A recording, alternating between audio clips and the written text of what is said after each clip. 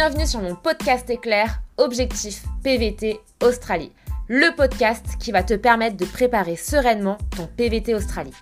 Éclair parce que le format se décline en un jour, un podcast, un conseil en moins de 5 minutes et ce pendant tout le mois de décembre. Le PVT, c'est un rêve pour des milliers de personnes chaque année.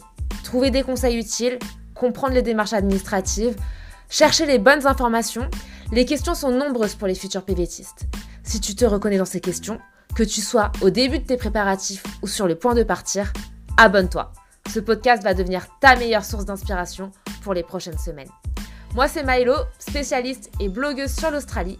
Et chaque jour, je partage sans compter des conseils et astuces pour t'aider à préparer l'aventure qui va changer ta vie. Si cet épisode te plaît, n'hésite surtout pas à le partager sur tes réseaux sociaux en me taguant et à lui laisser 5 étoiles sur toutes les plateformes d'écoute.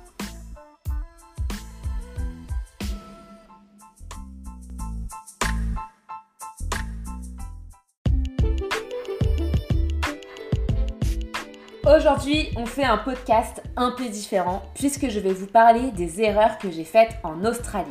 Alors non, ce n'est pas un podcast simplement pour vous parler de moi, c'est plutôt pour vous prévenir et vous éviter de faire les mêmes erreurs que j'ai pu faire. Je pensais que j'étais bien préparée et finalement j'ai vite compris que non, j'étais pas si bien préparée que ça. Mais pas de panique, je vais t'aider à ne pas tomber dans les mêmes pièges que moi. Premier piège et première erreur que j'ai faite en arrivant en Australie, c'est de réserver l'auberge la moins chère possible. Avant d'arriver à Brisbane, j'avais fait mes recherches sur Google pour trouver une auberge où résider pendant ma première semaine là-bas, le temps de me trouver une coloc. Je cherchais l'auberge la moins chère possible parce que j'avais pas beaucoup d'argent et je me suis retrouvée à l'auberge Go Now Family Backpackers. Alors certes, c'était seulement 16$ la nuit, donc pour le portefeuille, c'était plutôt intéressant.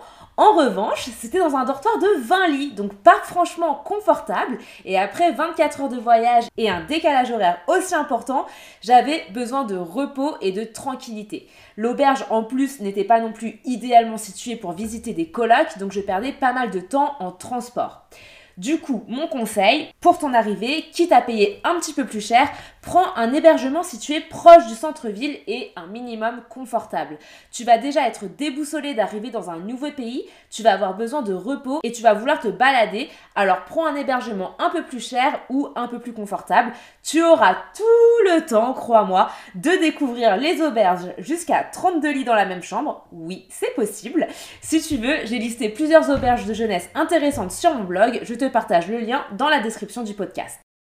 Deuxième erreur, c'est de choisir le forfait de téléphone le moins cher. Vous allez penser que je suis radine, mais quand je suis arrivée en Australie, j'avais peur de dilapider toutes mes économies.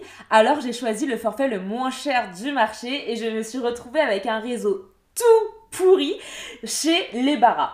Alors certes, voilà, encore une fois, je payais 6$ pour 20 gigas, mais j'avais même pas la 4G et je captais très mal. Donc pas génial pour faire des stories sur les réseaux sociaux.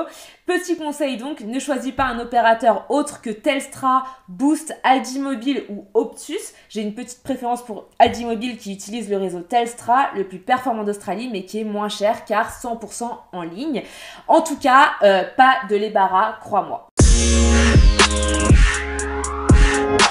Alors moi je suis pas une meuf stressée, mais parfois il faudrait que je stresse un petit peu plus.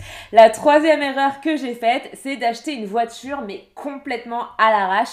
J'ai acheté une voiture à un pote pour 700$, elle avait 300 000 km au compteur et je n'ai pas jugé utile de faire un check-up par un mécanicien. Résultat, une semaine plus tard, elle est tombée en panne, j'ai dû appeler une dépanneuse et dire au revoir à ma voiture. Donc petit conseil, toujours faire un check-up du véhicule qui t'intéresse ou passer par un car dealer. Si tu es à Sydney, tu peux contacter Too Easy Travel de ma part. C'est un car dealer français, ils sont sérieux et ils ne te vendront jamais un véhicule en mauvais état. Dans tous les cas, vérifie bien l'état de ta voiture avant d'acheter, quitte à demander à ce que quelqu'un vienne avec toi si tu ne t'y connais pas.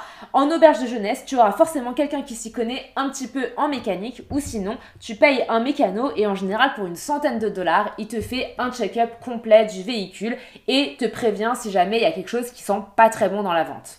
Ma dernière erreur, ça concerne la superannuation. Kesako, la superannuation, c'est ton compte retraite. Tu accumules 9,5% de ta paye sur un compte séparé et tu en récupères une partie quand tu rentres en France. Et c'est ton patron qui paye ces 9,5% de superannuation. Donc soit tu choisis ton propre organisme de superannuation, soit tu prends celui que ton patron te propose. Pour faire au plus simple, souvent on choisit la deuxième option, mais c'est pas forcément une très bonne idée parce que au moment de rentrer et de faire les démarches pour récupérer ta superannuation, il faut que tu contactes tous les organismes de superannuation des différentes entreprises pour lesquelles tu as travaillé. Donc, petit tips, ouvre un compte superannuation à la Westpac et fournis-le à tous tes patrons. Ainsi, tu feras une seule démarche pour demander ta superannuation.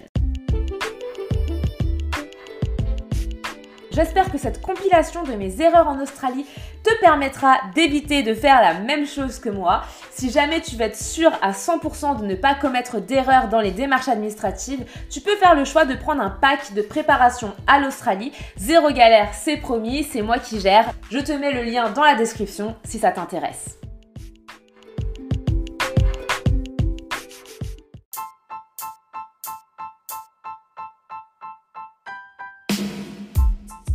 Si tu as écouté ce podcast jusqu'ici, c'est certainement que cet épisode t'a plu.